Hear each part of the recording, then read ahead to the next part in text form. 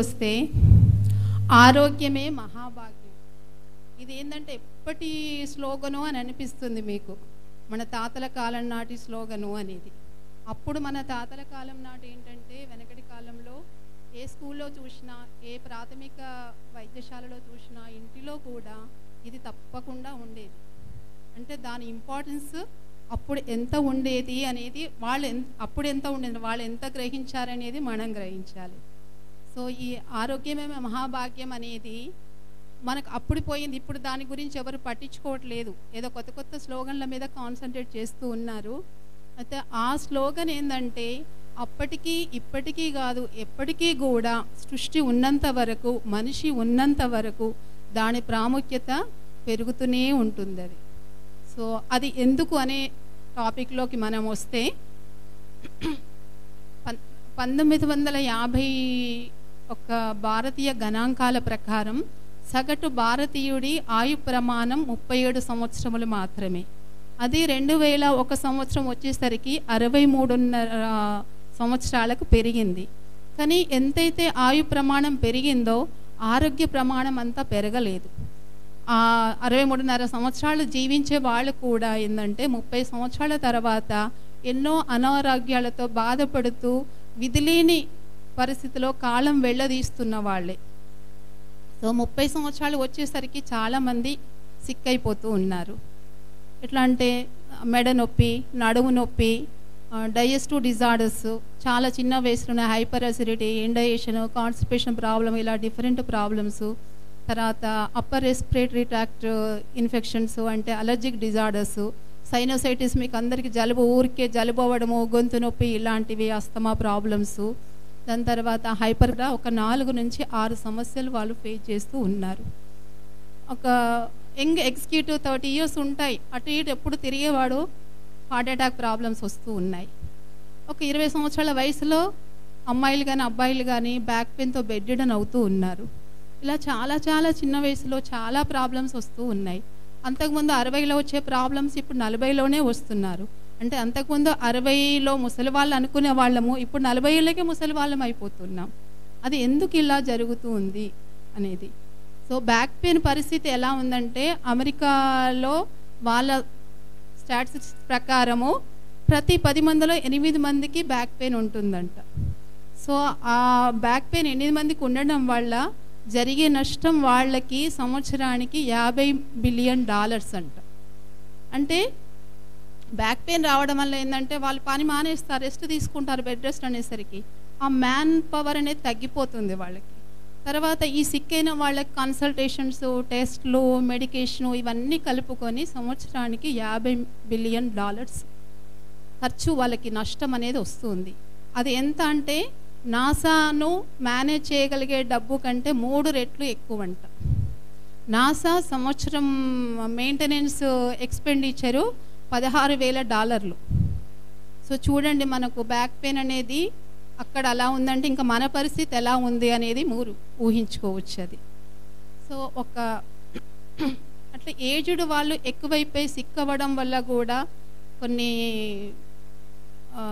లక్షల డాలర్లు కూడా మనము నష్టపోతూ ఉన్నామన్నమాట. అది ఆ లెక్కలోకి రాదు, చాలా చాలా ఉన్నాయి అవన్నీ కూడా. సో ఇప్పుడు కరెక్ట్ ఇవన్నీ ఇంత సిక్ అవ్వకుండా మనము హెల్త్ ఎలా మెయింటైన్ చేయాలి అనేది దానికి వస్తే పాయింట్ వైజ్గా ఫస్ట్ ఏంటంటే ఎవరు కూడా 30-35 years, మీరు అందరు నేను 35 years కాదు మేము కాదని మీరు అనుకోకూడదు. మీ ముందు క్రాస్ కాబోయేది ఆ ఏజే కాబట్టి ఇప్పటి నుంచి మీరు జాగ్రత్త పడితేనే అది ఉంటుంది. ఇక్కడ ఒక ముఖ్యమైన విషయం మీకు చెప్తాను. ప్రతి వ్యక్తి కూడా ఏంటంటే పుట్టినప్పటి నుంచి 40 సంవత్సరాల వరకు పరిగెడుతూనే ఉంటాడంట. దేని వెంబటి? డబ్బు సంపాదన వెంబటి. తన ఆరోగ్యాన్ని కూడా లెక్క చేయకుండా డబ్బు సంపాదన కోసం పరిగెడుతూనే ఉంటారంట. 40 సంవత్సరాల తర్వాత సెకండ్ నుంచి మళ్ళీ పరుగు మొదలు పెడతారంట. అప్పుడెక్కడ కార్పొరేట్ హాస్పిటల్ చుట్టూ తన డబ్బు ఖర్చు పెడుతూ కోల్పోయిన ఆరోగ్యాన్ని పొందడానికి పరిగెత్తుతూనే ఉంటారంట. Got it? పాయింట్ అర్థమైందా మీకు? 40 సంవత్సరాల వరకు డబ్బు సంపాదన వెంబడి, 40 సంవత్సరాల తర్వాత ఆ సంపాదించిన డబ్బంతా ఖర్చు పెట్టడం అన్నమాట. కానీ ఫలితం ఏమీ ఉండదు, శూన్యము అనేది. ఇంకొకటి, మనము పుట్టినప్పటి నుంచి 20 సంవత్సరాలకు మనం ఏదైతే రెజిమెన్ అనుకోండి, మనం ఆరోగ్య సూత్రాలు ఏవైతే పాటిస్తామో, ఏ లైఫ్ స్టైల్ని మనం అడాప్ట్ చేసుకుంటామో దాని మీద ఆధారపడే 60 సంవత్సరాల తర్వాత మన హెల్త్ స్టేటస్ ఉంటుందంట. 60 సంవత్సరాల తర్వాత మనం అప్పటికప్పుడు ఏదో బాగా అయిపోవాలని స్పిరిట్ తెచ్చుకొని ఇప్పుడు హెల్త్ బాగా కావాలి, మేము ఫిట్నెస్ బాగా కావాలని ఆలోచిస్తే రాదు. అది ఫౌండేషన్ అంతా ఏంటంటే 20 సంవత్సరాల వరకే ఉంటుంది. కాబట్టి ఇప్పటి నుంచి మీరు 20 సంవత్సరాలు క్రాస్ అయిన వాళ్ళే ఉన్నారు, చాలామంది దగ్గరగా ఉన్న వాళ్ళు ఉన్నారు. కాబట్టి ఇప్పుడైనా జాగ్రత్త పడితేనే మీరు 60 సంవత్సరాల తర్వాత హ్యాపీగా ఉండడానికి ఉంటుంది. సో ఇప్పుడు డైరెక్ట్ పాయింట్కి వస్తే, అంటే ఫిజికల్ హెల్త్ అంత బాగుండడానికి మనం ఏం చేయాలనేది కొన్ని పాయింట్స్ చెప్తాను మీకు. ఫస్ట్ పాయింట్ వచ్చేది ఏంటంటే 30-35 ఇయర్స్ దాటిన ప్రతి వ్యక్తి కూడా యాన్యువల్ చెకప్ తప్పకుండా చేసుకోవాలి. ఎందుకంటే మనకు ముందు రాబోయే రోగాల యొక్క, జబ్బుల యొక్క చేంజెస్ అనేది కెమికల్ చేంజెస్ బ్లడ్లో మొదలే స్టార్ట్ అవుతూ ఉంటాయి. కాబట్టి ముందు జాగ్రత్తగా అవన్నీ చేయించుకుంటే ఎప్పటికప్పుడు మనం ఆ అనారోగ్య పరిస్థితిని బయటపడడానికి అవకాశం ఉంటుంది. రెండవది ఏంటంటే బేసిక్ డిసీజెస్ గురించి కూడా అవగాహన ఉండాలి. మీకు హెరిడిటరీ డిజార్డర్స్ ఉంటాయి, ఫ్యామిలీ పరంగా వచ్చే, వంశపారంపర్యంగా వచ్చేటి ఉంటాయి, ఫ్యామిలీ పరంగా వచ్చే జబ్బులు ఉంటాయి, కొన్ని డ్రగ్ ఇండ్యూస్డ్ జబ్బులు కూడా ఉంటాయి, సీజనల్గా వచ్చే జబ్బులు ఉంటాయి, కొన్ని ఇన్ఫెక్షన్ జబ్బులు ఉంటాయి. వీటన్నిటిని గురించి కూడా ఒక అవగాహన అనేది మీరు ఎప్పటికప్పుడు పెంచుకోవాలి. ఆ ఐడియా ఉన్నప్పుడు, అవగాహన పెంచుకున్నప్పుడు ఏంటంటే జాగ్రత్త పడడానికి అవకాశం ఉంటుంది. మామూలుగా ఏంటంటే ఈ కోల్డ్ అయిందనుకోండి, జలుబు చేసింది, గొంతు నొప్పి ఉంది, తలనొప్పి ఉంది, కొంచెం ఫీవరిష్గా అనిపించింది, లేదా 1-2 వామిటింగ్స్ అయ్యాయి, ఒక 3-4 టైమ్స్ మోషన్స్ అయ్యాయి, బాడీ పెయిన్స్ ఉన్నాయి. అప్పుడు ఏం చేస్తారు అందరూ? ఇమ్మీడియట్గా డాక్టర్ దగ్గరికి వెళ్తారా లేదా? వెళ్తారా? వెళ్ళరా? వెళ్తారు. అది సో ఇది అక్కడే మనం రాంగ్ స్టెప్ తీసుకునేది. ప్రతి చిన్న విషయానికి మనకి అలవాటైపోయిందన్నమాట మెడిసిన్ తీసుకువెళ్ళడం. మీరు అప్పుడు డాక్టర్ గారి దగ్గరికి వెళ్తే ఏం చేస్తారు? తప్పకుండా మీరు వచ్చారు కాబట్టి మీ ప్రాబ్లంకి తగ్గ మెడిసిన్ ఏదో ఇస్తారు. ఇవన్నీ ఏంటంటే సహజంగా వచ్చే కొన్ని మార్పులు, చిన్న చిన్నవి. మీకు అదే ఏదో మలేరియా వచ్చింది, టైఫాయిడ్ వచ్చింది, ఇంకేదో ఇన్ఫెక్షన్ డిసీజ్ వచ్చిందంటే రైట్, మీరు వెళ్ళాలి, మెడిసిన్ తీసుకోవాలి, వాడాలి. కానీ ఇట్లాంటి చిన్న చిన్న వాటికి ఎప్పుడు కూడా మెడిసిన్ జోలికి వెళ్ళకూడదు. బాడీ హ్యాస్ రిమార్కబుల్ రిక్యుపరేటివ్ పవర్ అన్నమాట. ఆ నేచురల్గానే ఆ పవర్ అనేది బాడీకి ఉంటుంది. అది సో ఈ మందులు వాడినప్పుడు ఏంటంటే అవన్నీ తాత్కాలికంగా సప్రెస్ అవుతాయి, కానీ క్రానిక్ డిసీజెస్కి లీడ్ చేయడానికి అవకాశం ఉంటుంది. మరి అలాంటప్పుడు మనం ఏం చేయాలి? కొన్ని అవర్స్ నుంచి ఒక 48 అవర్స్ వరకు మీరు సాలిడ్ డైట్ మానేయాలి, లిక్విడ్ డైట్ తీసుకోవాలి. ఫీవర్ ఉందనుకోండి, బాడీ పెయిన్స్ ఉన్నాయంటే రెస్ట్, లేదంటే మామూలు మీ రొటీన్ వర్క్ చేసుకోవచ్చు. కాకపోతే మంచినీళ్ళు ఎక్కువ తాగాలి. సో 48 అవర్స్ తర్వాత కూడా మీ ప్రాబ్లమ్స్ తగ్గకపోతే అప్పుడు మీ ఫ్యామిలీ డాక్టర్ అడ్వైస్తో ఎక్కడికి వెళ్ళాలో అక్కడికి చెకప్లకు వెళ్ళాలి. ఎందుకంటే ఏ ఫీవర్ అయినా కూడా 3 డేస్ తర్వాత కానీ అది ఏ రకమైన ఫీవర్ అనేది మీకు టెస్ట్లో కూడా తేలదు. మీరు ఫస్ట్ డేనే వెళ్ళారనుకోండి, ఏదో ఒక మెడిసిన్ ఇస్తే ఆ మెడిసిన్ సరి అయింది కాదనుకోండి, అప్పుడు ఫీవర్ తగ్గదు, మీ బాధ తగ్గదు.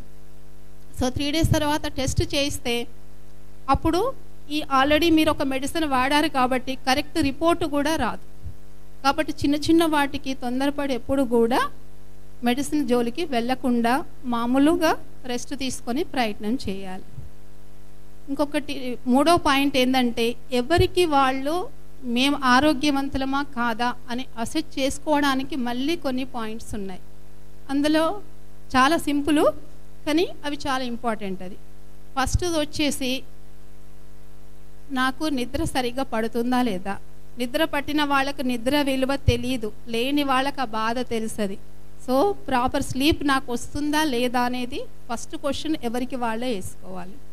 సెకండ్ వచ్చేసి రోజు నేను సాటిస్ఫాక్టరీ బవల్ మూమెంట్ను పొందుతున్నానా లేదా, అంటే మోషన్ ఫ్రీగా ఉంటుందా లేదా అనేది. ఇక్కడ ఏంటంటే మోషన్ అనగానే అందరికీ ఎంబ్రాసింగ్గా అనిపించవచ్చు, కానీ చాలా మోస్ట్ ఇంపార్టెంట్ థింగ్ అనమాట. ఉదయం లేవగానే మోషన్ ఇమ్మీడియట్గా క్లియర్గా అవ్వడం అనేది. మూడవది వచ్చేసి ఆకలి సరిగా ఉందా లేదా. కొంతమంది ఎప్పుడు అడిగినా ఆకలి లేదు లేదు అంటారు, అది కూడా ఒక డిసీజ్ సిమ్టమ్. అది నాలుగవది వచ్చేసి మీ వర్క్ను మీరు ఎంజాయ్ చేయగలుగుతున్నారా లేదా? అంటే రోజువారీగా మీరు చేసే మీ ప్రొఫెషనల్ వర్క్ ఉండి ఏదన్నా వర్క్ అనుకోండి, మనస్ఫూర్తిగా మీరు చేయగలుగుతున్నారా లేదా అనేది. ఐదవది వచ్చేసి ఏంటంటే, మీ పొట్ట అనేది నా ఛాతీ కంటే లోపలికి ఉందా లేదా? పొట్ట అనేది ఎప్పుడు కూడా ఛాతీ కంటే ముందుకు రాకూడదు.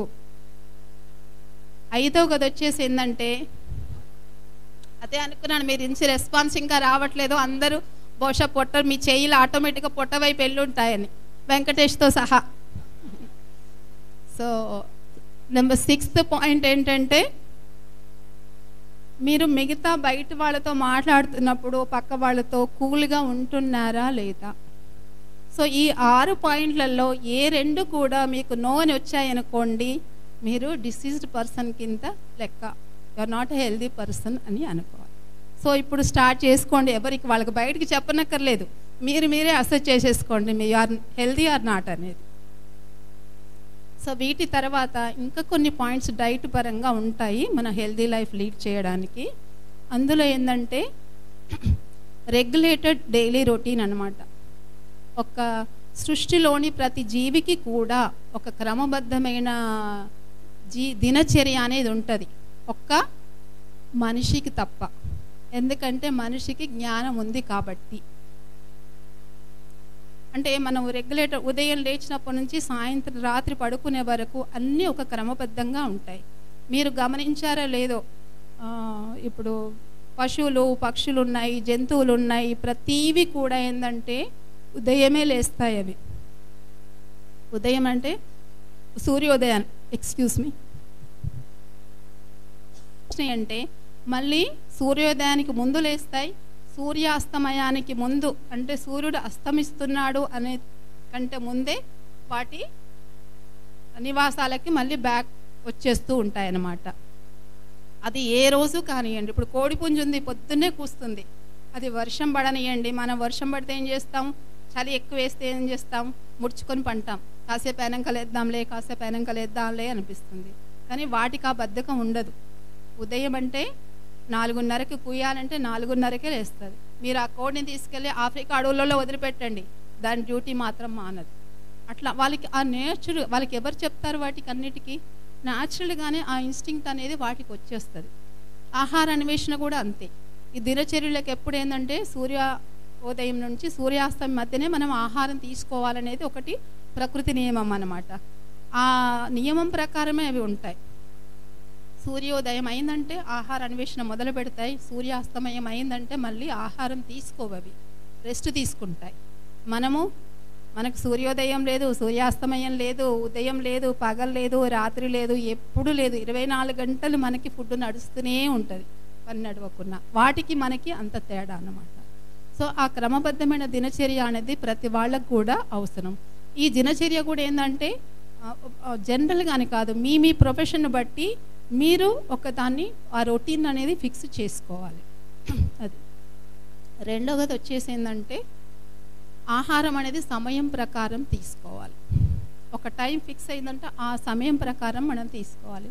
సపోజ్ మీరు ఒక గంట దాటిపోయి లేట్ అయిందనుకోండి, 2 o'clock మీరు లంచ్ చేయాల్సింది 3:30 అయ్యిందనుకోండి, మీరు ఆ పూట ఆ లంచ్ స్కిప్ చేయడం మంచిది. చేసి లైట్గా ఫ్రూట్ జ్యూసెస్ అట్లాంటివి తీసుకోవాలి. మళ్ళీ నైట్ మీరు కాంపెన్సేట్ చేసుకోవచ్చు, ఈ డైట్ దంతా కూడా నైట్ డిన్నర్లో కలిపేసుకోవచ్చు. అందుకే మీరు ఎప్పుడైనా గమనించారో లేదో, మీరు ఫంక్షన్లకు కానీ పార్టీలకు కానీ వెళ్ళినప్పుడు లేట్ మీల్స్ అయ్యాయి అనుకోండి, లంచ్ లేట్ అయిందనుకోండి, అప్పుడు మీరు కొంచెం ఎక్కువ తినలేరు, కొంచెమే తింటారు, కానీ ఆయాసంగా అనిపిస్తుంది, పొట్ట ఉబ్బరింపుగా అనిపిస్తుంది, ఏదో అనీజీ బాడీలో ఉంటుంది. మీరు రోజు తినే ఆహారం కంటే క్వాంటిటీ తక్కువైనా కూడా ఆ అనీజీ ఎందుకు అనిపిస్తుంది, మీరు లేట్గా ఆ లంచ్ తీసుకోవడం వల్ల. అందుకని అప్పుడు తీసుకోకుండా లైట్గా ఏదో ఫ్రూట్ డైట్తో జ్యూసెస్తో అట్లా మేనేజ్ చేసి నైట్ తీసుకోవడం మంచిది. అందుకే అకాలే భోజనం విషం అని అన్నారు ఆయుర్వేదంలో. And untimely meal is a poison అని, అంటే సమయం కాని సమయంలో తీసుకునే ఆహారం విషంతో సమానము అని. ఎందుకంటే మనకు డైజెస్టివ్ జ్యూసెస్ అనేవి ఒక క్రమ పద్ధతి ప్రకారం మనం ఏ టైంలో ఆహారం తీసుకుంటామో ఆ టైంలోనే వాటి సెక్రిషన్స్ ఉంటాయి. అప్పుడు మనం ఆహారం తీసుకుంటే ఆ జీర్ణక్రియ అనేది సక్రమంగా అవుతుంది. మనం ఆ టైం దాటిపోయింది అనుకోండి, ఆ డైజెస్టివ్ జ్యూసెస్ ఏంటంటే ఆహారం తీసుకోకపోయేసరికి స్టమక్లో రీఅబ్జర్వ్ అయిపోతాయి అన్నమాట, డ్రై అయిపోతాయి. అప్పుడు మనం ఆహారం తీసుకున్న ఆహారం ఏంటంటే సక్రమంగా జీర్ణం కాదు. సక్రమంగా జీర్ణం కానీ మనకు విషంలాగానే అది చెడు చేస్తుంది కాబట్టి అది. సో టైం ప్రకారం ఆహారం తీసుకోవడం అనేది చాలా ముఖ్యం. ఇంకొకటి, ఎన్నిసార్లు భోజనం చేయాలి అనేది దానికి కూడా ఒక సేయింగ్ ఉంది. ఏకభుక్తం మహాయోగి, ద్విభుక్తం మహాయోగి, త్రిభుక్తం మహారోగి అని. రోజుకు ఒక్కసారి భోజనం చేసే వాళ్ళని యోగులని అంటారు, రోజుకు 2 సార్లు భోజనం చేసే వాళ్ళను భోగులని అంటారు, రోజుకు 3 సార్లు భోజనం చేసే వాళ్ళను రోగిలు అని అంటారు. సో ఇందులో కూడా మళ్ళీ ఇంకొకటి చెప్తాను నేను. పుట్టినప్పటి నుంచి 20 సంవత్సరాల వరకు, తర్వాత ఎక్స్పెక్టింగ్ మదర్స్ అంటే ప్రెగ్నెన్సీ టైం లోపల రోజుకు 3 సార్లు ఆహారం తీసుకోవచ్చు. సో 20 నుంచి 40 సంవత్సరాల వయసు వరకు రోజు 2 సార్లు భోజనం చాలు, 2 మీల్స్ ఎనఫ్ అన్నమాట. 40 నుంచి 60 సంవత్సరాల వరకు, 20 సంవత్సరాలకు 3 సార్లు భోజనము, 20 నుంచి 60 సంవత్సరాల వరకు 2 సార్లు భోజనము, 60 నుంచి ఆ తర్వాత దాటిన వాళ్ళు ఏంటంటే ఒకటేసారి భోజనం చాలు. ఇక్కడ ఏమైనా డౌట్ అడుగుతారా మీరు? ఎవరైనా అడుగుతారా? ఏదైనా డౌట్ రావాలి.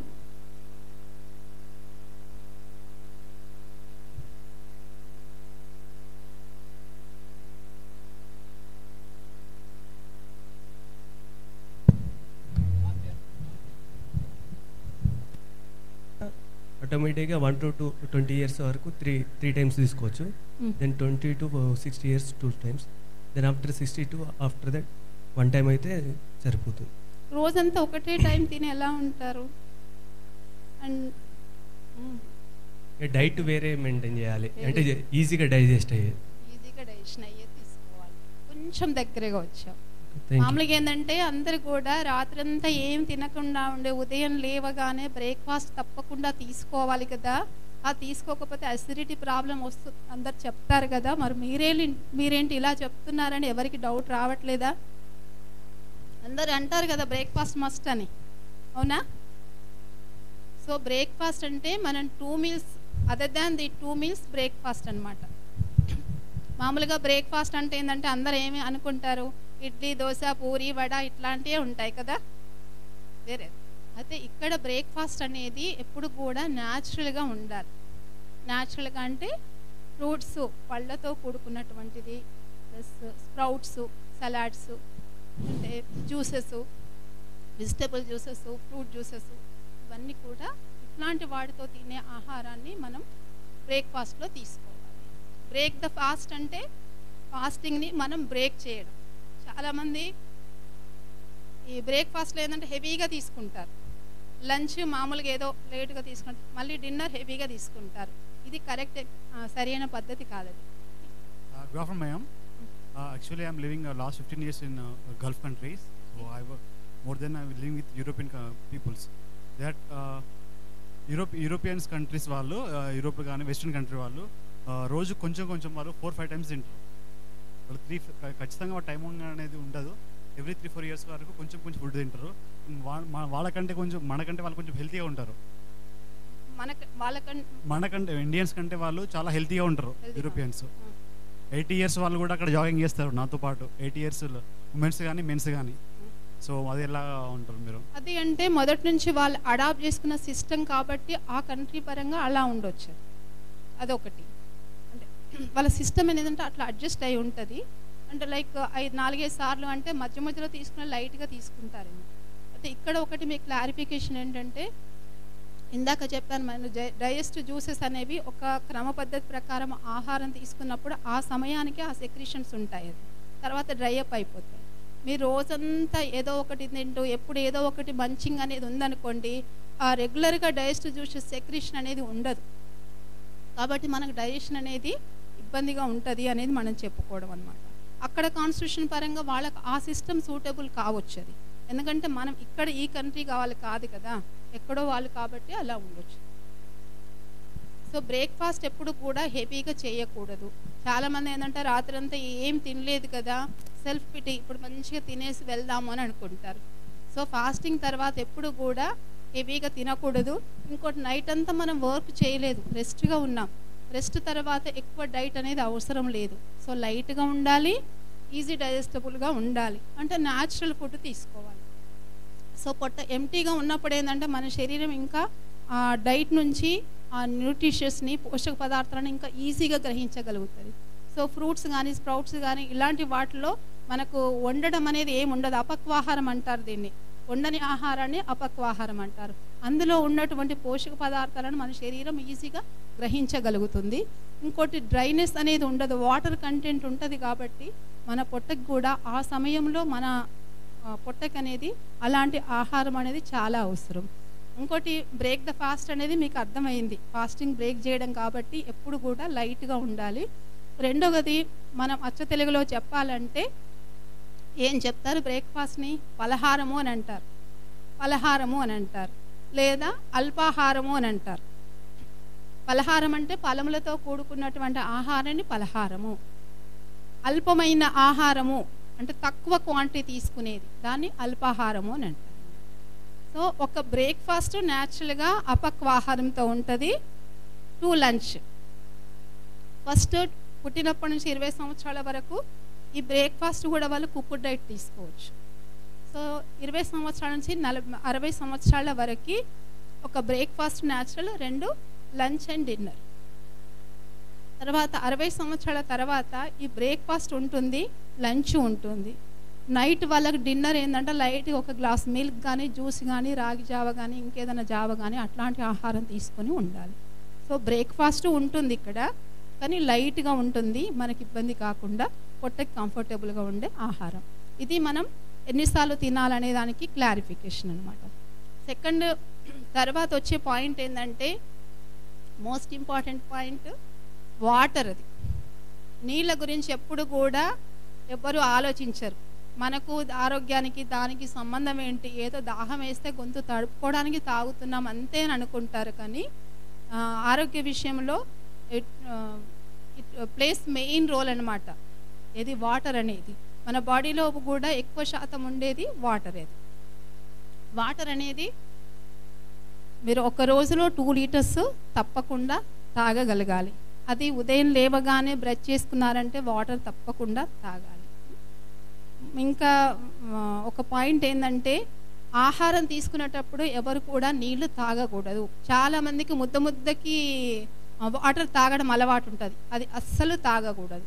ఎందుకు అని అంటే మీరు ఆహారం తీసుకునే 10 నిమిషాల ముందు, ఆ తర్వాత 10 నిమిషాలు మంచినీళ్ళు అస్సలు తీసుకోకూడదు.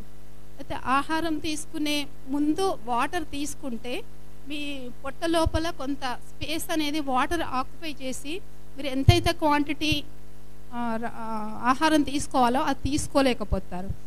రెండవది ఏంటంటే పొట్ట లోపల హైడ్రోక్లోరిక్ యాసిడ్ ఉత్పత్తి అవుతుంది, మన డైజెషన్కి అవసరం అనేటువంటి జ్యూస్ అనమాట. అది పొట్టలోని ఒక సున్నితమైన పొర ఏదైతే ఉంటుందో దానికి లోపల కప్పబడింది.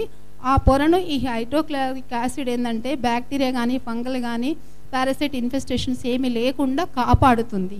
మీరు మొదలు నీళ్లు తాగారనుకోండి, ఈ హైడ్రోక్లోరిక్ యాసిడ్ ఏంటంటే డైల్యూట్ అయిపోయి దాని పవర్ తగ్గి ఆ మ్యూకస్ మెంబ్రేన్కి రక్షణ అనేది లేకుండా పోతుంది. కాబట్టి ఎప్పుడు కూడా మంచినీళ్ళు ముందు కానీ ఆహారం తీసుకున్న వెంటనే 10 నిమిషాల వరకు తాగకూడదు. మిగతా టైంలో మీ ఇష్టం ఎంతైనా తాగొచ్చు. ఇంకోటి, వాటర్ ఎక్కువ తాగకపోవడం వల్ల మౌత్ అల్సర్స్ వస్తుంటాయి. డియోడినల్ అల్సర్, పొట్టలో అల్సర్లు ఫామ్ అవుతూ ఉంటాయి. డీహైడ్రేషన్ అనేది వస్తుంది, కాన్స్టిపేషన్ ఉంటుంది, ఇండైజేషన్ ఉంటుంది, piles problem, fisher, gall bladder stones, renal stones ఇలాంటివన్నీ వస్తూ ఉంటాయి. ఇప్పుడు స్టోన్స్, రీనల్ స్టోన్స్ కానీ, కిడ్నీలో రాళ్ళు కానీ, గ్యాల్ బ్లాడర్లో రాళ్ళు కానీ వచ్చినప్పుడు మీరు బేసిక్ అందరు డాక్టర్లు ఏం చెప్తారంటే మంచినీళ్ళు బాగా తాగండి. వాళ్ళు మెడిసిన్ ఇచ్చినా కూడా మంచినీళ్ళు బాగా తాగమని చెప్తారు. మీరు మంచినీళ్ళు బాగా తాగారనుకోండి అసలు మెడిసిన్ అవసరం ఉండదు. కాబట్టి మంచినీళ్ళు తప్పకుండా మీరు తాగాలి. అదొకటి. మనకు 80% డైజెస్టివ్ ప్రాబ్లమ్స్ ఎందుకు వస్తాయి అని అంటే ఫస్ట్ ఏంటంటే మీరు ఇర్రెగ్యులర్ టైమింగ్స్లో ఆహారం తీసుకోవడము, రెండవది ఏంటంటే మాటికి ఆహారం తీసుకోవడం, అంటే రోజంతా ఏదో టైంలో ఎప్పుడు ఏదో ఒకటి తినడం అనేది. మూడవది ఆహారం తీసుకునేటప్పుడు మంచినీళ్ళు తాగడము. 4వ పాయింట్, మీరు మంచినీళ్ళు డే అంతా కూడా చాలా సరిపోయని తాగకపోవడం. ఈ 4 రీజన్లతోనే 80% డైజెస్టివ్ ప్రాబ్లమ్స్ వస్తాయి. ఇవి 4 మీరు సెటరేట్ చేసుకున్నారంటే అసలు డైజెస్టివ్ ప్రాబ్లం అనేది రాదు. దీని తర్వాత ప్రతిరోజు ఎక్సర్సైజ్ అనేది అవసరం. ప్రతి వాళ్ళకి 1 గంట యోగాసనాలు తప్పకుండా చేయాలి. యోగాసనాలు రెగ్యులర్గా చేయడం వల్ల ఏంటంటే గుండె ఊపిరితిత్తులు బలపడుతుంటాయి. రెండోది మైండ్ రిలాక్సింగ్గా ఉంటుంది. ఈ జాయింట్స్ మజిల్స్ అన్నీ కూడా రిలాక్స్ అవుతాయి. డైజెషన్ కరెక్ట్గా ఉంటుంది. మెయిన్ కాన్స్టిపేషన్ ప్రాబ్లము ఉండదు. మీ డే అంతా కూడా యాక్టివ్గా ఉండగలుగుతారు, పీస్ఫుల్గా ఉండగలుగుతారు. మీరు ఏ పని చేసినా పొద్దున తప్పకుండా ఒక 1 అవర్ టైం అనేది ఎక్సర్సైజ్కి ఇవ్వాలి, మీరు ఆరోగ్యంగా ఉండాలి అని అంటే. తర్వాత పాయింట్ వచ్చేసి ఏంటంటే ఓవర్ మెడికేషన్ పనికి రాదు. మెడిసిన్స్ ఎక్కువగా తీసుకోవడం అనేది పనికి రాదు. ప్రతిదానికి అవసరం ఉన్నప్పుడు తప్పకుండా తీసుకోవాలి, కానీ అవసరం లేనప్పుడు కూడా ఎక్కువ మెడికేషన్కి వెళ్ళినప్పుడు ఏంటంటే డ్రగ్ ఇండ్యూస్డ్ డిసీజెస్ అనేది వస్తూ ఉంటాయి. స్కిన్ అలర్జీస్ వస్తూ ఉంటాయి, అల్సర్స్ వస్తూ ఉంటాయి, డయాబెటీస్ వస్తూ ఉంటుంది, కొన్ని రక్తనాళాల్లో ప్రాబ్లం వచ్చి కార్డియాక్ ప్రాబ్లమ్స్ రావచ్చు, క్యాన్సర్లు అట్లాంటివి కూడా రావడానికి అవకాశం ఉంటుంది. ప్రతి డ్రగ్కు తప్పకుండా సైడ్ ఎఫెక్ట్ ఉంటుంది. తప్పనిసరి పరిస్థితుల్లోనే దాన్ని వాడుకోవాల్సి వస్తుందన్నమాట. ఇక్కడ ముఖ్యమైన విషయం ఏంటంటే వరల్డ్ హెల్త్ ఆర్గనైజేషను ఒక వ్యక్తి యొక్క ప్రాథమిక ఆరోగ్య పరిరక్షణ కొరకు 350 ఫార్ములాలను మనకు నిర్దేశించింది. సో అందులో మన పక్కనున్న బంగ్లాదేశ్, పక్కనంటే ఇక్కడే పక్కన కాదు, మన దేశం పక్కన ఉన్న బంగ్లాదేశ్ ఏంటంటే 117 ఫార్ములాస్తో మేనేజ్ చేస్తుంది. మన ఇండియాకి నిర్దేశించిన ఫార్ములాసు 150, అంటే సగటు ఆరోగ్య పరిరక్షణ కొరకు. కానీ మనం ఎన్ని వాడుతున్నామో మీరు ఊహించగలుగుతారా? ఓన్లీ 150 ఫార్ములాలు చాలు మనకు, మెడికల్ ఫార్ములాలు మనం ప్రాథమిక ఆరోగ్యంగా ఉండడానికి అనేది. మనం ఎన్ని వాడుతున్నాం అంటే మీరు ఆశ్చర్యపోతారు. 1,50,000 ఫార్ములాస్ వాడుతున్నాం మనం. 150 ఫార్ములాలు ఎక్కడ, 1,50,000 ఫార్ములాలు ఎక్కడ? అంటే మనం ఎంత అడ్వాన్స్గా ఉన్నామని అనుకోవాలా, ఎంత బ్యాక్ ఉన్నామని అనుకోవాలా? సో మెడికేషన్లో అన్నీ అనేది మనకి ఈజీగా. అయితే 1,50,000 మెడికల్ ఫార్ములాస్ లోపల ఏంటంటే చాలా వరకు అన్ఎసెన్షియల్, మనకు అవసరం లేనియే ఎక్కువ వాడుతున్నాం. రెండోది ఏంటంటే అవి వర్క్ అనేది కరెక్ట్గా చేస్తాయా లేదా అనేది డౌటు. మూడోది ఏంటంటే హార్మ్ఫుల్. సో మన మెడికేషన్ సిస్టమ్ అంతా ఇలా ఉంది అన్నమాట అది.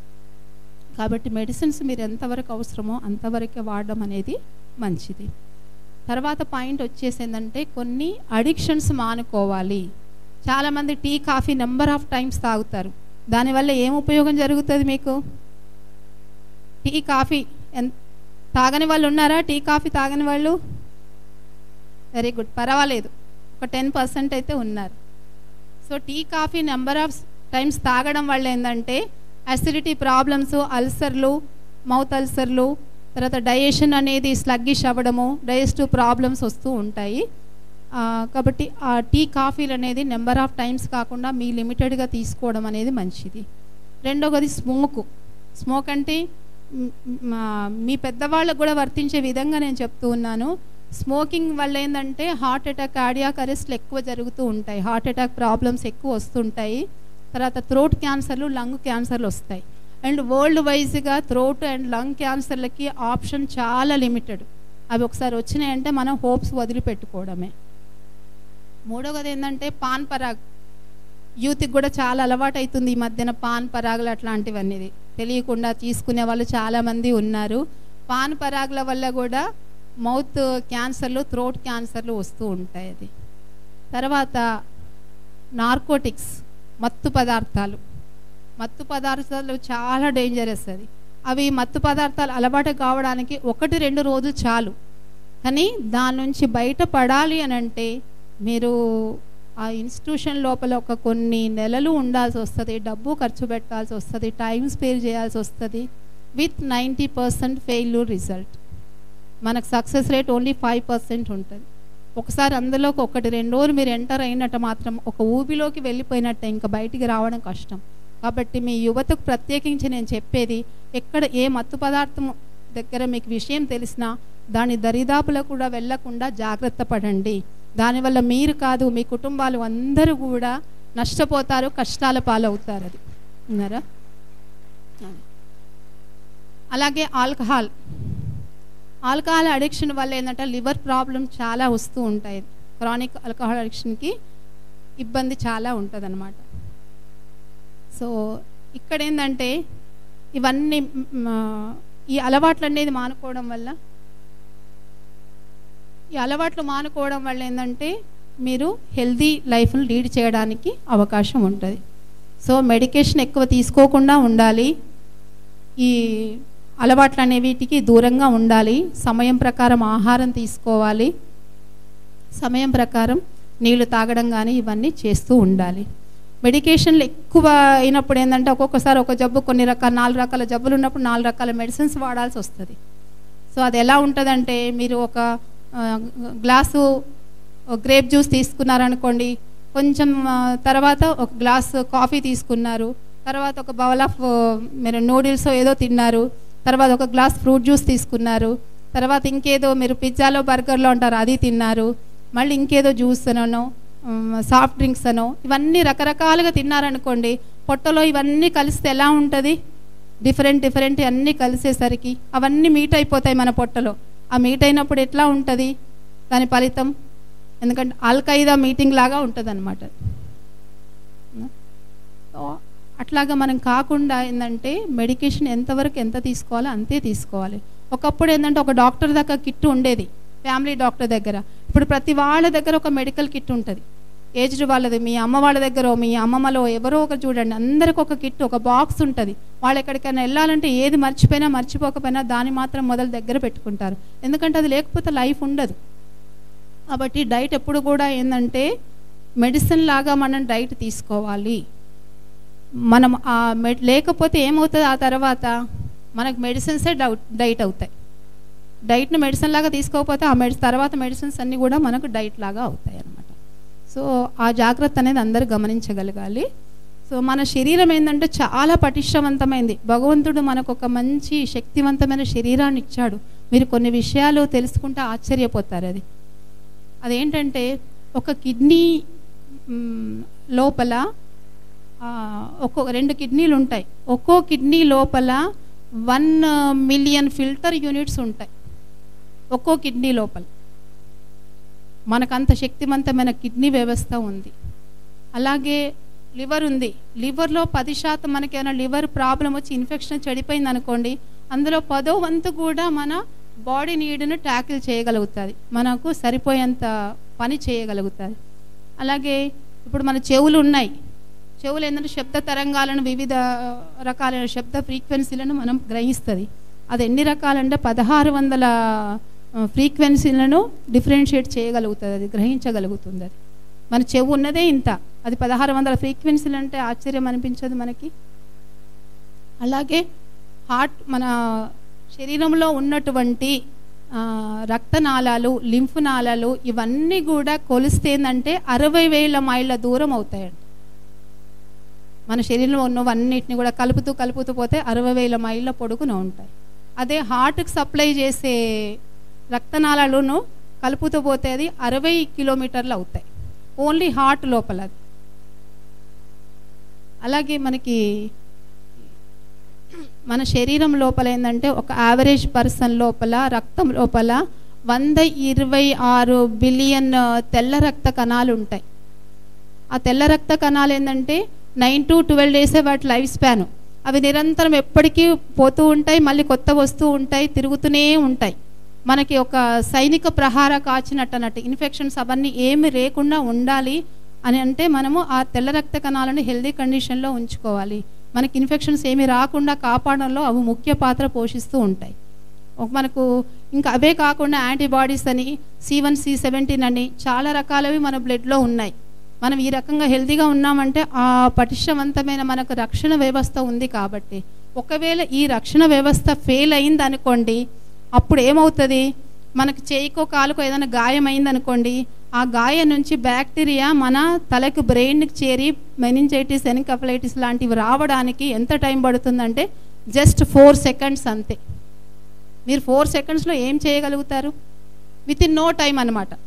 ఈ రక్షణ వ్యవస్థ ఇంత ఇదిగా ఉంది కాబట్టి మనం అలాంటి ఇన్ఫెక్షన్లకి దూరంగా ఉండగలుగుతున్నాం ఇంత మాత్రం అది. సో ఇవన్నీ ఇంత పటిష్టమైన ఆరోగ్య వ్యవస్థను మనకిచ్చారు, రక్షణ వ్యవస్థను భగవంతుడు మనకి ఇచ్చాడు కాబట్టి మనం ఒక జీవన శైలిని, అంటే ప్రకృతి సహజమైనటువంటి జీవన శైలిని, ఇప్పుడు నేను చెప్పినట్టు బేసిక్ థింగ్స్, చాలా సింపుల్ థింగ్స్ నేను చెప్పినవి, పెద్ద విషయాలు కాదు, కానీ ప్రతి ఒక్కరు పాటించి మీ ఆరోగ్యాన్ని పరిరక్షించుకుంటారని, నాకు మీరు అందరినీ కూడా ఒక హెల్తీ లైఫ్ లీడ్ చేస్తారని, మీరు ఒక ఇంట్లో మీరు ఒక్కొక్కరు ఒక్కొక్క రకంగా హెల్తీ లైఫ్ లీడ్ చేస్తే మీరు కాకుండా మీ ఫ్యామిలీ కూడా హెల్తీ లైఫ్ అవుతుంది. తత్పరంగా దేశం కూడా ఒక హెల్తీ దేశంగా తయారు చేసేట్టు మీ యూత్ అంతా ముందుకు రావాలని నేను ఆశిస్తూ మీకు బెస్ట్ విషెస్ చెప్తూ నాకు ఈ అవకాశం ఇచ్చిన ఈ ఆర్గనైజర్లని థ్యాంక్స్ చెప్తూ